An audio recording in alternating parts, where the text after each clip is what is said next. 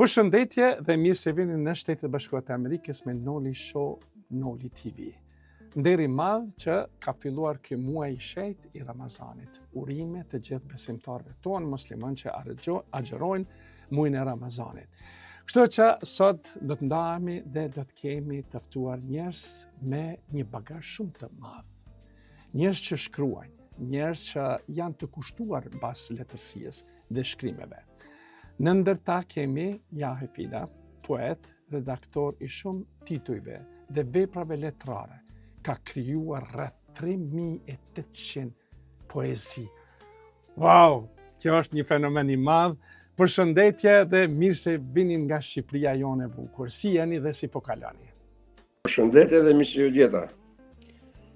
Sparim lejoni të ju falenderoj për mundësinë që më jepni për të komunikuar me shqiptarët përtej oqeanit dhe nëpërmjet tyre sigurisht, sepse kjo është një televizion që ndiqet mbar botën edhe me shqiptarët kudo që janë.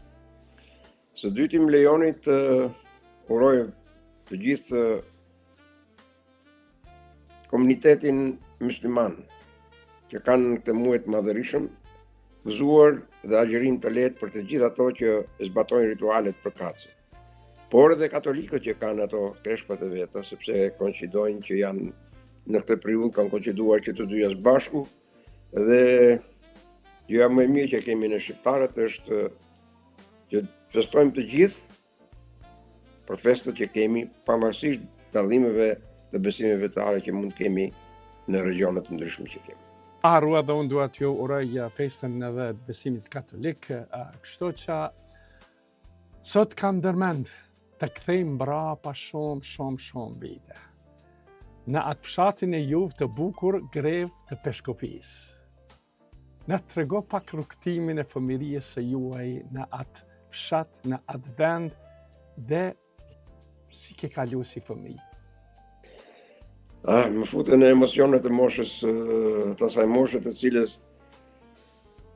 kemi shumë borxhe, sepse është mosha që ka filluar të hedhë më hapat tonë, për të arritur këtu ku jemi mbas 71 vitesh, festë të cilën e kam bërë vetëm 2 ditë përpara. Kështu që të flasësh për fëmijërinë është një vërtet emocion shumë i madh.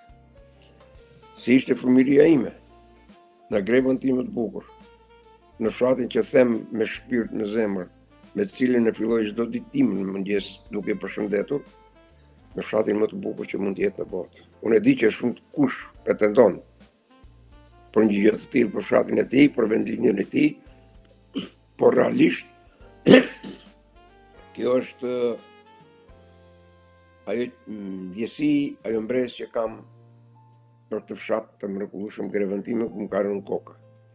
Fëmijëria ime është e bukur. Dhe pse jo në kushte të luksoze që do të kishte dëshirë çdo fëmijë ta kishte atje. Kur them është e bukur sepse kam patur fatin e madh të lind, të rritem, të edukohem nga një familje me kulturë të madhe. Një familje arsimdashëse.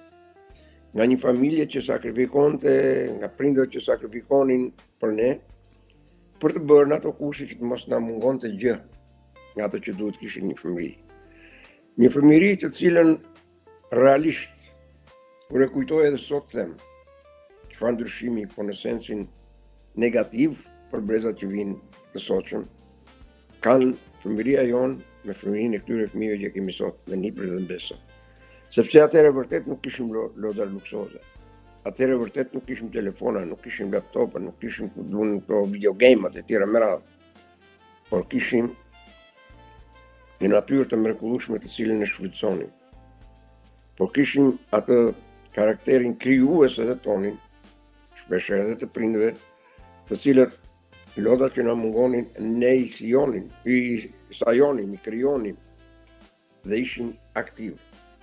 Kujtoj ato ndjesi të bukura që kemi kaluar me atë shkopën e Kingles, nuk e di si i thoni ju aty nga Dardania dhe zonat e tjera, apo Gropas, apo Hanzës, apo Kalati Branche. apo atë lojra që bënim me atë sferat, zarat e sa shumë në gjuhën e dialektit tonë edhe ka kruat atë arave ose të lajësijave. Kishim një futbolin. Me që jemi këtu më kujtohet një moment që nuk kishim as top plastiku, jo këto llojshmëri të madhe të topeve që kanë sot për të luajtur të gjitha moshat e fëmijërisë, por ne kishim sajuara dhe me topa lecke. Dhe më kujtohet një moment, për të mos u kthyer kësaj pune dhe ndoshta për të mos u zgjatur shumë, sepse kemi shumë gjëra për të trajtuar. Më kujtohet një moment kur babai kishte arritur të siguronte një top plastiku nga ato të prodhimit të fabrikës së Durrësit me ngjyra. Dhe ne na gjen duke lozur në ato fushat tona të improvizuara dhe e hedh topin në fushë. Barpojmë të gjithë, marrim topin dhe nuk gjenim fjalët për falendëruar babain tim. Dhe unë bile pastaj më vonë i kam pushtuar edhe një poezi pikërisht këtij topi, këtij veprimi të babait. Dhe ai top kur su bëhemi, po ishte i joni. Sepse ne kështu i konsideronim ato lojra që i kishim tonat, apo i sajonim, ishin lojra që luanim të gjithë bashku. Pra, ishte një fëmijëri në kushtet jo luksoze, por një fëmijëri që shumë kush nga fëmijët sot do kisha dëshirë ta kalonte, sepse do e ndihmonte përheqërinë e tyre të mëtejshme. Një fëmijëri të cilën neve na ndihmoi për të vënë në punë kreativitetin tonë për periudhën e mëvonshme. Atëherë, si fëmijë, shpesh herë vin disa ndjenja për të shkruajtur ose për të bërë diçka. Kur ka qenë ajo hera e parë që keni filluar t'i thoni vetes, do të shkruaj diçka, do ta bëj një diçka? Edhe kjo është interesante. Në qoftë se me librin jam lidhur realisht para se të shkoja në shkollë, sepse thash jemi rritur një familje që kanë qenë shumë arsimdashës, dhe unë jam për ulës përpara veprës tyre që një shkollë kishte planifikuar diku tjetër, ato e sollën në fshatin tonë, me këmbgulje të madhe. Këmbgulja, vizioni që kishin ato na bën që ne librin ta dëshironim edhe para se më fut në shkollë. Madje kam edhe një histori të lezetshme. Drejtori i shkollës ishte një kushërim për e parë vinte në atë shkollë dhe unë nuk kisha mbushur moshën e duhur për t'u pranuar në shkollë. Me insistimin tim të përditshëm, më shumë se 2 muaj, duke e ndjekur, arrita që të regjistrohem në klasën e parë. Sa i përket pyetjes lidhur me krijimtarinë, sigurisht si çdo fëmijë i asaj periudhe, bënim ato detyrat që na jepeshin në shkollë, por unë nuk mjaftohesha asnjëherë me ta, ngarkoja vetes më shumë, punoja me punë jashtë klasës, si thonë, edhe jashtë programit mësimor. Ndërsa me të shkruarin specifik, pastaj kujtoj momentin e parë është buka klasa e 5, bëheshte një konkurs për poezit, i stimuluar nga familja dhe nga një kushëria ime që ishte mësuese, marr përsi për të shkruar një poezi e cila për i vërtetës dhe pse sot e qortoj, atëherë ajo u vlerësua me çmimin e parë. Sigurisht hapi parë, niveli një krijimi të një fëmije të kësaj moshe, por që kjo ka qenë e para. Pastaj kemi bërë në vazhdimsi hartime që thoshim atëherë në ese, kemi bërë pastaj edhe shkrime të ndryshme të asaj moshe përveç këtyre eseve që na kërkoheshin nëpër shkolla. Edhe që jam marrë më tepër me shkrimet ka qenë në shkollën e mesme, ku kam bërë edhe artikuj në atë periudhë në gazetën lokale të rrethit, Ushtima e Maleve quheshte, dhe madje deri tek referatet shkencore lidhur me temat të caktuara. Më kujtohet për shembull një ndër temat që unë kam mbajtur një referat goxha të madh, më është dashur goxha të lexoj, jo vetëm në shqip, por edhe në gjuhë të tjera, dhe ka qenë për dëmet që shkakton duhani dhe brenda atyre pikërisht trajtimi i temës ndikimit të duhanit në sëmundje të kanceroze. Aty kam fiksuar edhe se harroj kur, sipas literaturës së kohës, ishin 72 lloje kanceroze që krijoheshin nga sëmundja e duhanit. Pra aty kam filluar, pastaj përveç këtyre shkrimeve të kësaj natyre, fillova të livroja nga i qike edhe këto skicat humoristike, e tjera me radhë.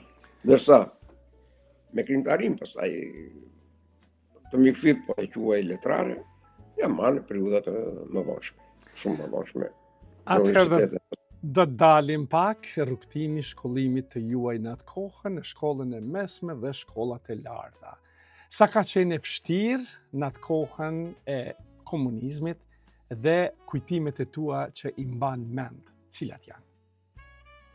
Flasim për atë periudhë, duhet jo një emision ndoshta, por shumë emisione. Unë po cek 2 momente fare shkurt.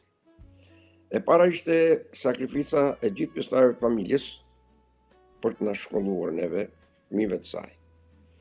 Dhe unë jam i pari nga fëmijët që kanë bërë në të gjitha shkallët e nivelet arsimore, kualifikimet e nevojshme, diplomimet e nevojshme. Kishin bërë të tjerët, po kishin bërë për institut, jo për universitet, apo edhe me shkolla pa shkëputje nga puna, me korrespondencë të tjerët. Nërsa unë pata fatin që dhe bëra totalisht. Kam një histori që sa herë kujtojmë në qeset mishi, kam qenë vitin e parë, shumë pushje e dëgjon sot dhe nuk e din atë situata u duket absurditet. Diku di palo nga fshati, një femër dhe një mashkull, kishin bërë një letër anonime, letër e cila kishte shkuar deri te Enver Hoxha. Dhe ai, duke ngritur domethënë shumë aludime, shumë gjëra mbi familjen tonë. Dhe ai vend si për një shënim. Të verifikohet edhe nëse qëndrojnë, të merren masën të shkuese. Në atë letër, ndërmjet të cilave krijohesht edhe ideja dhe kërkesa që unë kisha shkuar në mënyrë të padenjë, të padrejtë, abuzive në universitet.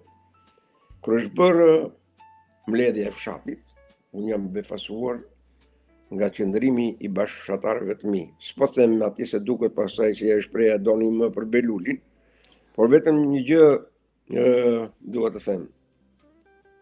Ato që kishin bërë letrën me kokën poshtë, s'po them atë për shprehjen popullore me bishtin nën, se s'më pëlqen shumë, ikën dhe neve jo vetëm që nuk patëm të pasoja, por na u lartësua edhe më tej krenaria përpara atyre bashkëfshatarëve tanë. U jam edhe sot e kësaj dite minjoz, pjesa dërmuese e tyre sot nuk jetojnë.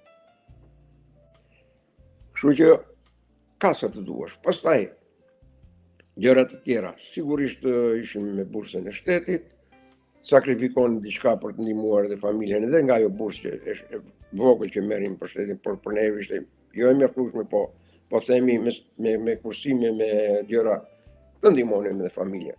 Ka qenë një periudhë e mrekullueshme.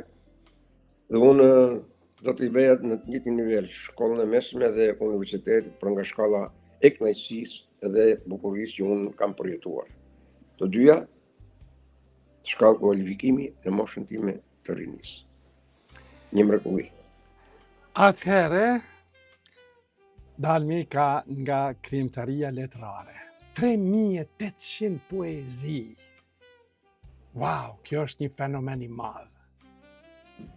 Kam parë poezi, kanë shkruar njerëz një libër, 2 ose më shumë, por 3800. Ju lutem na tregoni pak edhe domethënien e atyre poezive, se secili njeri e ka një orientim të shkrimit. Shkruan diçka. Unë kam parë edhe në bisedat tona dhe jo pa qëllim e kam lënë në atë biseda dhe në atë shkrim për këtë prezantim tuaj shifrën 3800. Me lejoni të kujtoj një shprehje kur kam prezantuar njërin nga këto krijimtaritë e mia, librat e mi në Prishtinë. Atje kam thënë për librin tim që i kam pushtuar një këngëtar i artist Dardan, që jeton në Zvicër, ju e keni pasur vetëm para pak emisioneve televizionin tuaj, kam thënë që shifrat që unë kam paraqitur në këtë libër shpejt vjetrohen, nuk i qëndrojnë.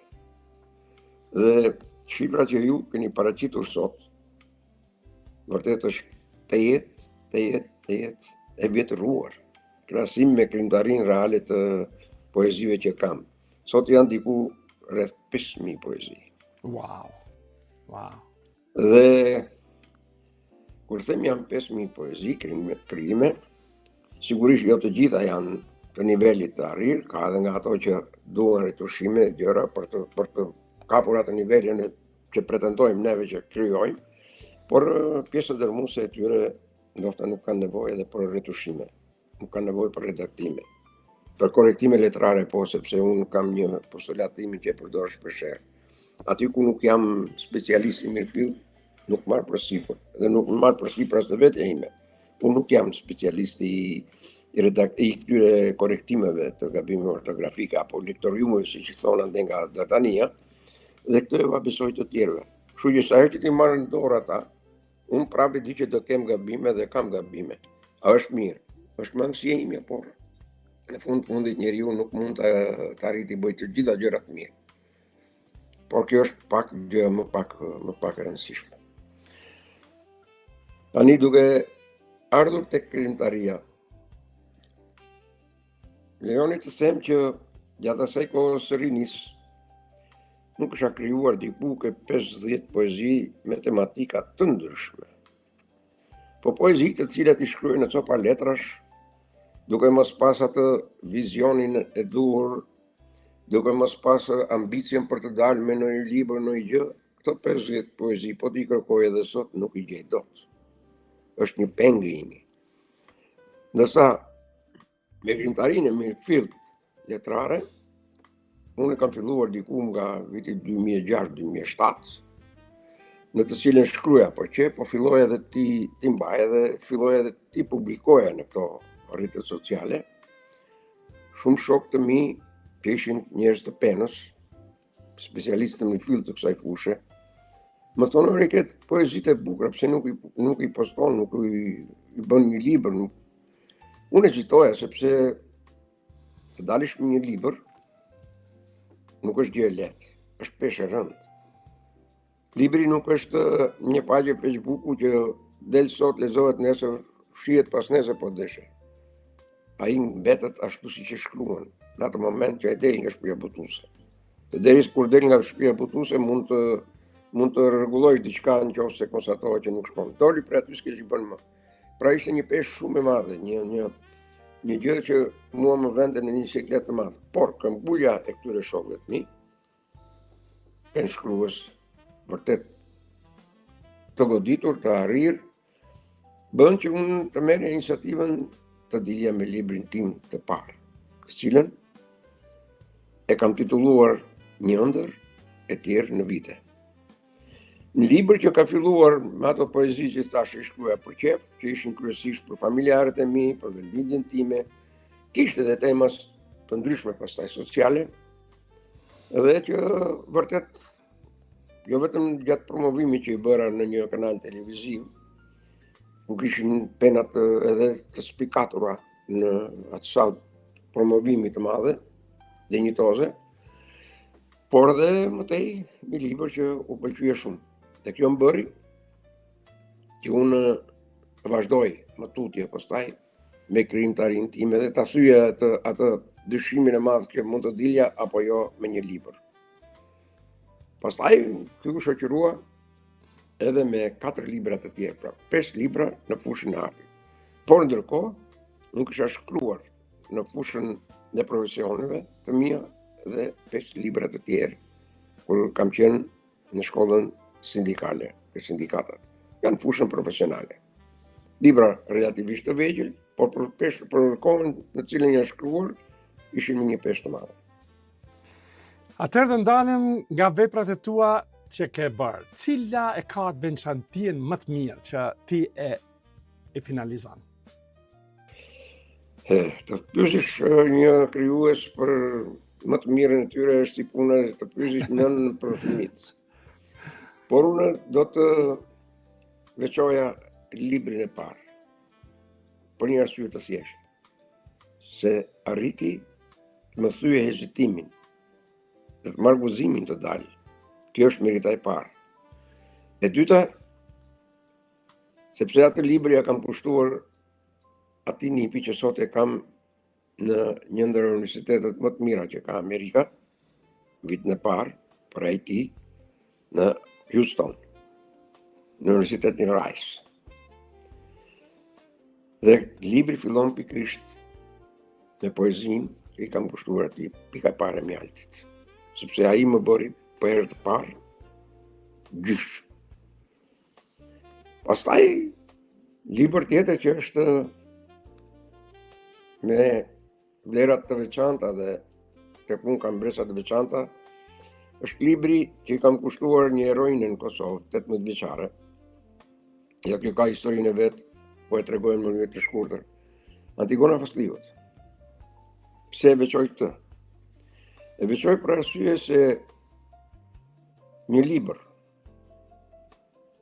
me poezi nga një autor për një personazh pothuajse është unikal. Ka antologji me krijimet poetike të autorëve të ndryshëm. Por një autor, për një personazh, një libër, një vëllim poetik, është diçka specifike, shumë e rëndësishme.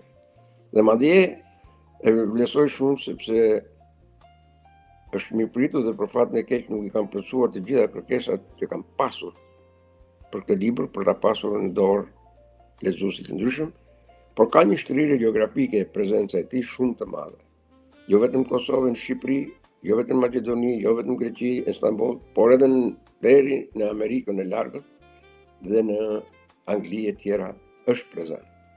Një libër goxha i pëlqyer.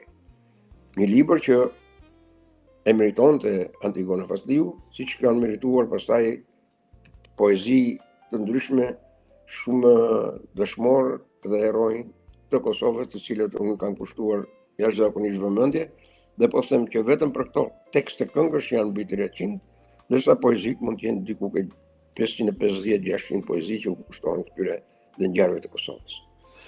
Ani si ka filluar ky? Prandaj tash kam 2 mbresa.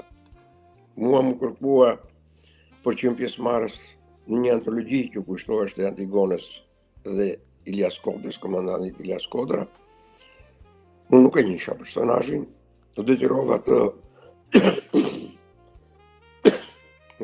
të futem të lexoj, të bisedoj me persona të ndryshëm që njihnin ngjarjet e njihnin personazhin dhe sa më shumë lexoja, aq më shumë krijoja bindje që kjo heroin të rëmben vargun.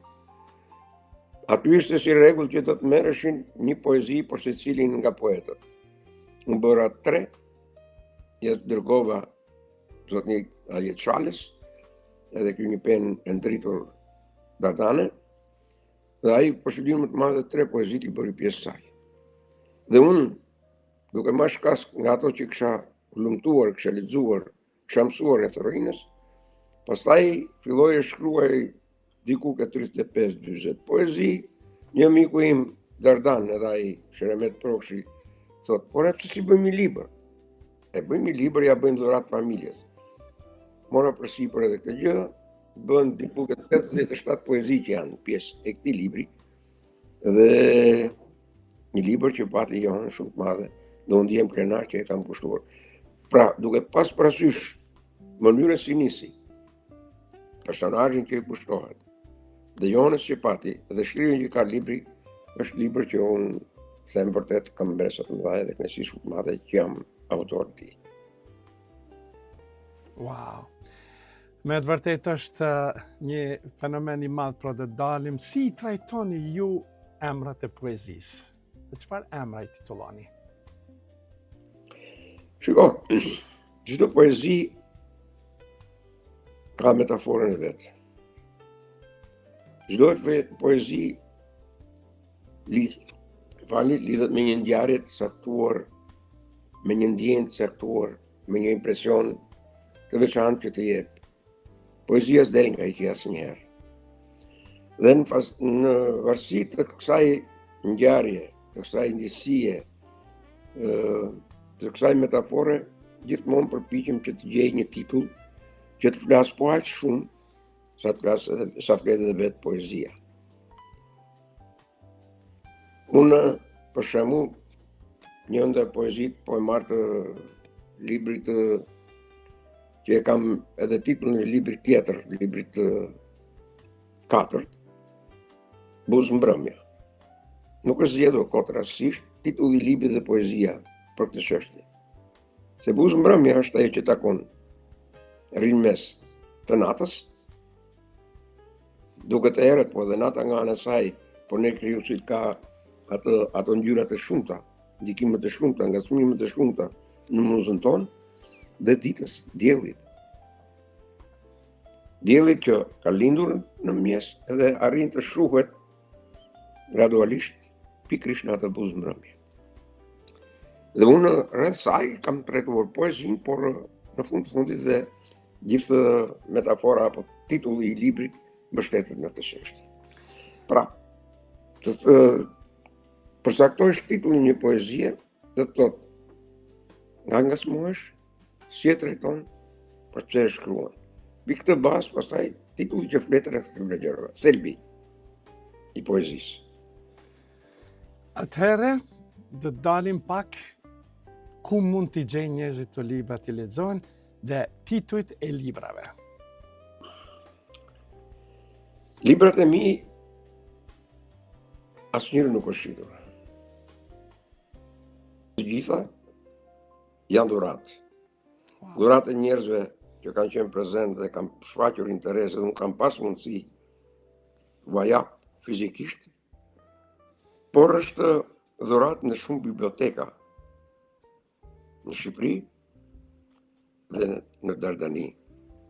Madje, një pjesë e tyre janë edhe jashtë në biblioteka të shtetet të tjera, siç është për shembull libri për bekimin që është në një ndër bibliotekat më të mëdha që ka jo vetëm Zvicra, por ndoshta Europa, me 7 milionë e gjysmë titull librash, është edhe në bibliotekën e Zyriut. Librat janë edhe në bibliotekat këtu të Italisë, në qytetin ku unë jam, dhe nuk janë sot, po janë depozituara para shumë vitesh, përveç librit bekimit dhe libra të tjerë. Kështu që libri është edhe online, për shembull libri i fundit që mund ta lexojnë në mënyrë të drejtë për drejtë, sepse është depozituar në bibliotekën e qytetit të Gjilanit, dhe ato kanë marrë përsipër edhe kanë bërë edhe këtë gjë. Por jam i sigurt që këto unë nuk e kam verifikuar për hiç vërtetë, por jam i sigurt që të gjithë titujt e librave në sajt të nismë që kanë biblioteka kombëtare shqiptare janë edhe në këto biblioteka që mund të lexohen dhe online. Fizikisht, e them për fatin tim jo të mirë, po të keq, në bibliotekën time kam vetëm nga një kopje të secilit nga ato libra, 11 librave të mi. 5 të cilave janë artistik. Atëherë kemi një pyetje. Si e shihni sot poezinë shqiptare në raportin me kohën moderne? Është një pyetje e gjerë. Unë shikoj në dy plane.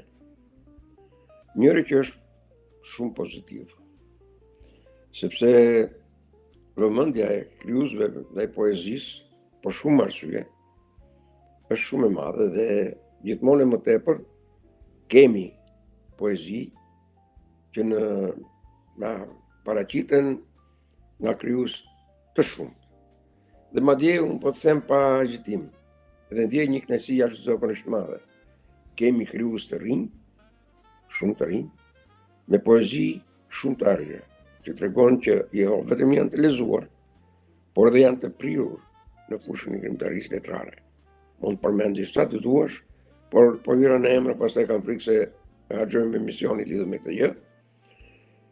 Aspekti i dytë pastaj që unë shikoj në rafshin negativ dhe që këtu duhet një pozicionim i fortë i vetë krijuesve, sepse nga shteti unë nuk pres që ta bëj këtë gjë, është mungesa e kritikës letrare, mungesa e përzgjedhjes, mungesa e ndërhyrjes në krijimtarinë letrare dhe poetike si pjesë e saj, për të dalë në dritë për botime ato poezi të cilat vërtet ja vlen që të jenë libra. Për fat të keq që shumë kush që ka lek merr përsipër dhe mund të shkruaj edhe 30 edhe 40 libra, të cilat ndoshta nuk flasin as sa një apo dy poezi. Atëherë do të pyes, në vijim, keni ndonjë plan të shkruani më shumë, të bëni diçka, të bëni libra më shumë, por si qëndron kjo? Unë që thash kam një numër shumë të madh poezive. Kam me prioritet të paktën 2 libra poetik për të nxjerrë. Një do jetë për vendinjen time grevën e bukur, të cilës i falem çdo ditë, me të filloj ditën. Një poezi tjetër duhet që të bëj për si një kuror për të gjithë ato dëshmorë dhe heronjë të Kosovës, janë shumë.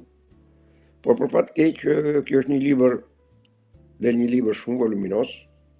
Unë nuk mund ta bëj me bardhëzi fotografinë, por duhet të jetë dinjitoz dhe është me një kosto shumë të madhe.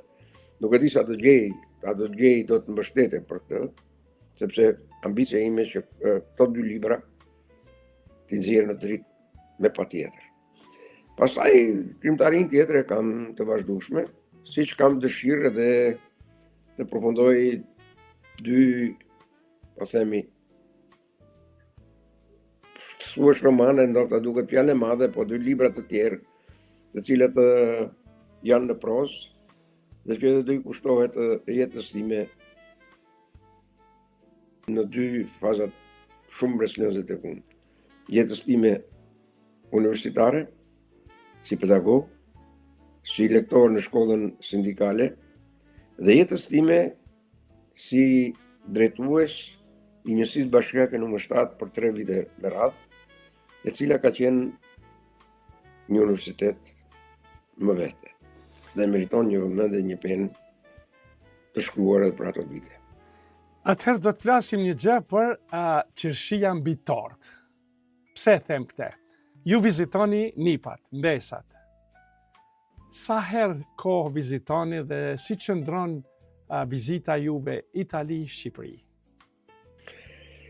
Unë sot në mënyrë figurative ndaj jetën midis Italisë dhe Shqipërisë, por zemrën e kam gjithmonë 2 herë të soptuar, në 2 pjesë. Kur jam këtu, kam gjysmën tjetër andej në Shqipëri. Jo vetëm për nipin edhe Mbesën që kam atje, vajzën me familje që kam në Shqipëri, apo vëllezërit që i kam në Shqipëri, niprit e tjerë që kam atje, sepse nuk kam niptimi vetëm ato që më ka lindur vajza, apo më ka lindur djali. Dhe kur jam në Shqipëri e kam këtu, në Itali, e kam zemrën e coptuar në Amerikë, sepse dhe ati e kam njërën nga motrat, kam Mbesat e mia, kam 2 nipër të mia atje, dhe sot është shtuar edhe nipi 3 që thash që është në universitet.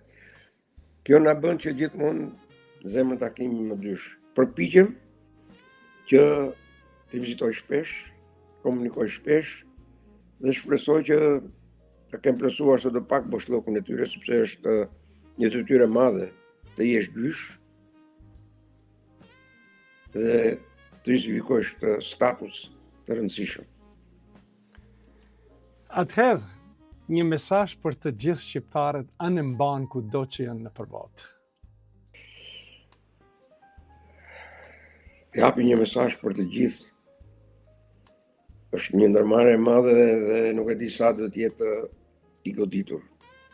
Unë mundohem që në poezitë e mia ta shpreh dhe shpresoj të flas jo vetëm me gjuhën e brendshme timën, po edhe me gjuhën e tyre që nuk janë në Shqipëri, që kushtet e rrethanat nuk janë as në Dardanelli apo në Maqedoninë e Veriut apo në pjesë të rreba të tjera shqiptare.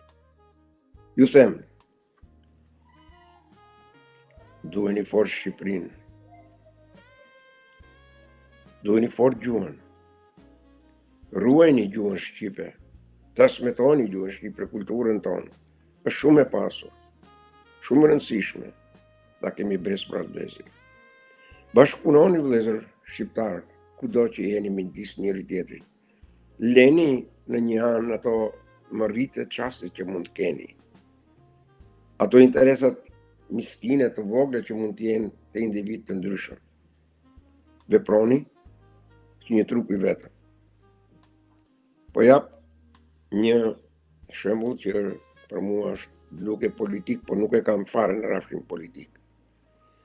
Mos bëni që ato grimcat e vogla, lehtësisht të kalueshme, të shkaktojnë atë pasojë negative që u shkaktuan në Maqedoninë e Veriut, që u grindën, u hëngën, u coptuan shqiptarët tanë atje, edhe në qytetin ku është palca e shqiptarisë, të dalë kryetar një Maqedonës, që ato faktikisht janë minoritet dhe nuk janë shumicë. Atëherë për fund, kisha dash të falimderoj shumë. Prania juaj me të vërtet është një madhëri e madhe këtu në studion tonë televizive në Shtetet Bashkuara të Amerikës. Të flasim me juve, më duket që duhet edhe jave, muaj, vite të flasim, por për neve ishte kaq edhe ju falimderit shumë. Edhe një pyetje, nëse kam anashkalu diçka për t'ju pyetur, ju lutem mund ta thoni. Spari edhe një herë ju falenderoj që më dhatë mundësinë të komunikoj me juve, me stafin e televizionit që ju drejtoni, por edhe me mbarë bashkëkombësit e mi kudo që janë.